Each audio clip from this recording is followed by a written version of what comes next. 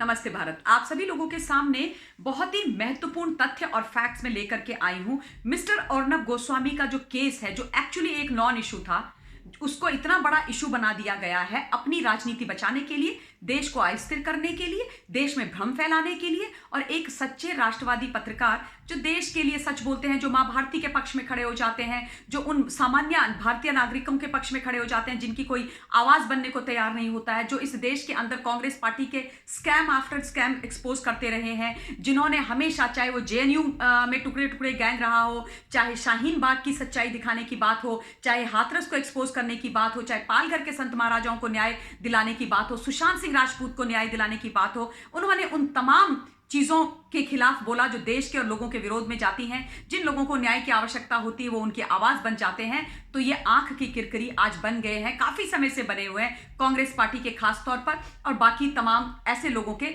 जो इस देश का कभी भी भला नहीं चाहते हैं, जो इस देश में सिर्फ भारत तेरे टुकड़े होंगे इंशाल्लाह इंशाल्लाह जैसे नारे लगाते हैं। और स्थिति आप ये देखिए कि एक ऐसा केस जो फेक टीआरपी के नाम पर आरंभ हुआ था, उस फेक टीआरपी केस में जिसमें मिस्टर गोस्वामी, उनके परिवार, उनके किसी एम्प्लॉय का नाम नहीं है, वो अब जाकर के भारत की आंतरिक और बाह्य सुरक्षा पर चला गया। पड़ोसी जो दुश्मन मुल्क है वो उसमें कूद करके आ गया। वो अपने देश में हैशटैग ट्रेंड करवा रहे हैं मिस्टर अर्नब गोस्वामी के खिलाफ, मुंबई की पुलिस के पक्ष में ट्वीट कर रहे हैं। आप सोचिए कि इसका स्तर कहां चला गया है और कारण क्या है। क्यों एक राष्ट्रभक्त पत्रकार जो सच बोलते हैं, जो तीखे और पैने प्रश्न पूछते हैं, जिनके प्रश्नों से भागते हैं, जवाब नहीं दे पाते हैं, वो इनकी आंख की किरकिरी आखिर क्यों बन गए? इसलिए बन गए क्योंकि सच बोलने वाला इंसान जो होता है ना, चाहे वो कोई भी हो, चाहे वो पत्रकार हो, चाहे वो नेता हो, चाहे सामान्य नागरिक हो, वो हर किसी को चुभता है। और उन लोगों को चुभता है जो अपनी राजनीति के लिए और अपने लिए हर अधर्म का काम, गलत काम, इलीगल काम करते हैं, तो उनको तो बुरा लगेगा ही। तो मैं इस केस के कुछ फैक्ट्स आपके सामने लेकर के आती हूं। देखिए, मिस्टर अर्नब गोस्वामी के साथ क्या हुआ, ये आपने देखा, मैंने देखा, हम सब ने उनकी लड़ाई लड़ी। उसके बाद मैं आज आपको बताना चाहती हूं कि उनकी पत्नी मिसेस गोस्वामी के ऊपर 5 केस डाले हुए हैं, 5 एफआईआर उनके अगेंस्ट डाली हुई है। क्या गलती है उस पत्नी की, जिनके पति के साथ इतनी बड़ी प्रताड़ना की गई, आर्बिट्ररी इलीगल तरीके से उनके घर में घुस करके इतने सोयों पुलिस वाले आगे AK-47 लेके एक एनकाउंटर स्पेशलिस्ट के सुपरविजन में ड्रैग करने लगे। वो तमाशा आपने भी देखा, वो वीडियो अभी भी है, आप गूगल करके उसको सर्च कीजिएगा। तो क्या किसी भी पत्नी का दिल नहीं दहलेगा?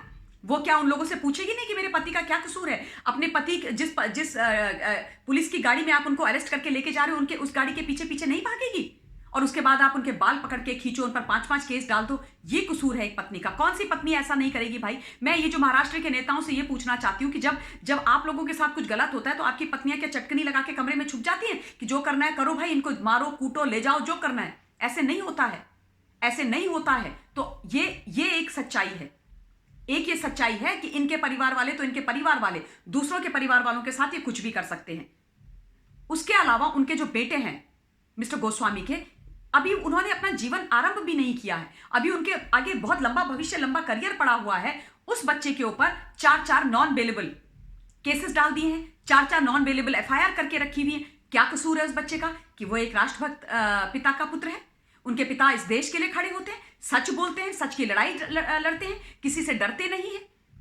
कटघरे में उन लोगों को खड़ा कर देते हैं जो इस देश को तोड़ने की बात करते हैं, जो इस देश में स्कैम करते हैं, जो पालघर के संत महाराजाओं को मरवाते हैं, सुशांत सिंह राजपूत को न्याय नहीं दिलवाते हैं, हाथरस जैसा कांड करवाने के लिए तैयार रहते हैं। यही कसूर है ना उस बच्चे का। इसलिए आपने उस बच्चे पर 4 नॉन बेलेबल केसेस डाल दिए। आपकी आत्मा नहीं चली, इन लोगों की आत्मा नहीं दुखी, इन लोगों को दर्द नहीं हुआ, इन लोगों को वेदना नहीं हुई। इनके बच्चों को आप महाराष्ट्र में इतना सा बोल दीजिए, नेताजी के इतना सा कुछ बोल दीजिए, और उसके बाद देखिए आपको कैसे आपके घर से उठा करके जेल के अंदर डाला जाता है। यानी कि आपके बच्चे और दूसरों के बच्चे कुछ नहीं। यानी आपकी खांसी और हमारी खांसी कोविड। सारी गलतियां, सारी कमियां यहां पर उन लोगों के अंदर हैं जो सच बोलते हैं। इसके अलावा जिस प्रकार से उनकी व्हाट्सएप चैट्स का तमाशा बनाया जा रहा है, बड़ी बड़ी लंबी चौड़ी प्रेस कॉन्फ्रेंस कांग्रेस पार्टी ने अपने उन बड़े बड़े दिग्गज पुराने नेताओं को बुलाकर कर दी, जिनसे राहुल बाबा बात भी नहीं करते हैं। उनको तमाम लोगों को लाइन अप करके उनसे बुला दिया कि क्लासिफाइड इंफॉर्मेशन अर्नब गोस्वामी के पास थी बालाकोट की। अरे भैया, ये पूरा देश जानता था। जब उरी हुआ उसके बाद जिस प्रकार से हिंदुस्तान की फौज ने मोदी जी के नेतृत्व में, उनकी पॉलिटिकल विल के तहत जिस प्रकार से सर्जिकल स्ट्राइक करी थी, पूरा देश समझ चुका था कि आज ये नया भारत है, इस देश के अंदर एक इतनी स्ट्रांग पॉलिटिकल विल वाले प्रधानमंत्री हैं कि अगर उनके नेतृत्व में, उनके रहते हुए कोई भी कायर आतंकी संगठन, कोई भी कायर पाकिस्तान, हमारा दुश्मन मुल्क हमारी सेनाओं पर, हमारे देश के लोगों पर किसी भी प्रकार का अटैक करेगा तो उनको बख्शा नहीं जाएगा, ईंट का जवाब पत्थर से दिया जाएगा। और वही हुआ जब पुलवामा के अंदर हमारे 40 सीआरपीएफ के जवानों पर वो कायराना हमला हुआ, उनको शहीद किया गया। तो ये सब जानते थे, सारा देश जानता था, विश्व भी जानता था कि अब पाकिस्तान की शामत आ गई।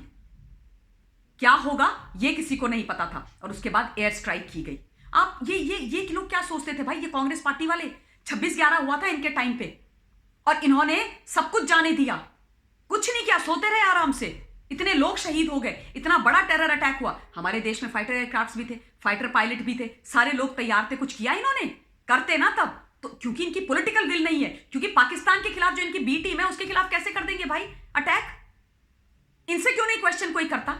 इन पर केसेस क्यों नहीं कोई चलाता? इनको कोई कटघरे में खड़ा क्यों नहीं करता? इनसे क्यों प्रश्न नहीं किए जाने चाहिए? आप मुझे ये बताइए ना। कांग्रेस पार्टी से देश के मासूमों का, देश के जवानों का ये लहूलुहान उनको करते रहे वैली के अंदर हर जगह, और चुपचाप चीन के साथ और पाकिस्तान के साथ मस्त अपनी पार्टीज करते रहे। 2008 में कहीं एमओयू साइन कर दिया, 2015 में मणिशंकर अय्यर को पाकिस्तान भेज दिया कि हमें मोदी जी की सरकार गिरानी है। ये इनका चरित्र है। और बोल किसको रहे हो देशद्रोही? अर्नब गोस्वामी को। अर्नब गोस्वामी की व्हाट्सएप चैट्स की आप लोग बात कर रहे हो, मैं बताती हूं। अर्नब गोस्वामी की एक चैट ये है, मैं दिखाती हूं आपको, वही चैट जो मुंबई पुलिस ने साझा करी है। उसमें यह भी लिखा हुआ है, अब मैं आपको पढ़ के सुना देती हूं। इसमें लिखा हुआ है, मिस्टर गोस्वामी लिख रहे हैं, you know me, no compromise on the nation, और फिर भारतवर्ष का झंडा बना हुआ है। ये क्यों नहीं कोई दिखाता है? इसके बारे में क्यों नहीं कोई बात करता है कि उसी चैट के हिस्से में से जिसमें था कि something big is going to happen this time, वो लाइन निकाल के सारे लोग चला रहे हैं। तो इसको क्यों नहीं दिखा रहे हो कि मिस्टर अर्नब गोस्वामी ने यह भी लिखा है कि something big is going to happen this time, which means कि जो वो ऑन कैमरा बोलते हैं वो ऑफ कैमरा बोलते हैं। व्हाट्सएप चैट पर जब अपने मित्रों से, अपने लोगों से बात करते हैं तो वो वही बोलते हैं जिस बात पर वो यकीन करते हैं, विश्वास करते हैं। और मैं बार बार आप लोगों से बोला है कि पत्रकारिता उनके लिए सिर्फ केवल पैसा कमाने की बात नहीं है, उनके लिए ये उनके जीवन का ध्येय है। वो चाहते हैं कि इस देश को वो सर्व करें। जो इतना ब्राइट और ब्रिलियंट स्टूडेंट थे, एक बहुत ही मिडिल क्लास फैमिली से वो निकल करके आए, अपने दम पर, अपनी मेहनत पर वो विदेश में स्कॉलरशिप में पढ़ के आए। चाहते तो आराम से विदेश में बैठ करके अपना जीवन यापन कर सकते थे, खूब पैसा कमाते, लेकिन उन्होंने डिसाइड किया कि वो भारत के अंदर वापस आए, मेन स्ट्रीम मीडिया में जाएं और वहां पर रह करके सच्ची पत्रकारिता करें, देश के सामने सच बोले। And that's exactly what he did. But the problem here is कि एक सामान्य परिवार का लड़का पत्रकार बन करके कैसे मीडिया एंटरप्रेन्योर बन गया, मीडिया टाइकून बन गए। ये हजम नहीं हो रहा है, ये तकलीफ है, ये परेशानी है, और उसके बाद सच बोल रहा है, एक्सपोज कर रहे हैं उनको। तो भाई किसी तरीके से इनको तो ध्वस्त करना ही करना है। तो ये सच्चाई है हिंदुस्तान। इसके अलावा बाकी भी सच्चाई है जो मैं आप लोगों के सामने लेकर के आऊंगी और आपको मैं उनके बारे में भी बताऊंगी। आपसे निवेदन, उनको भी जरूर देखिएगा। फिलहाल इस वीडियो के लिए इतना ही। बहुत बहुत धन्यवाद। जय हिंद।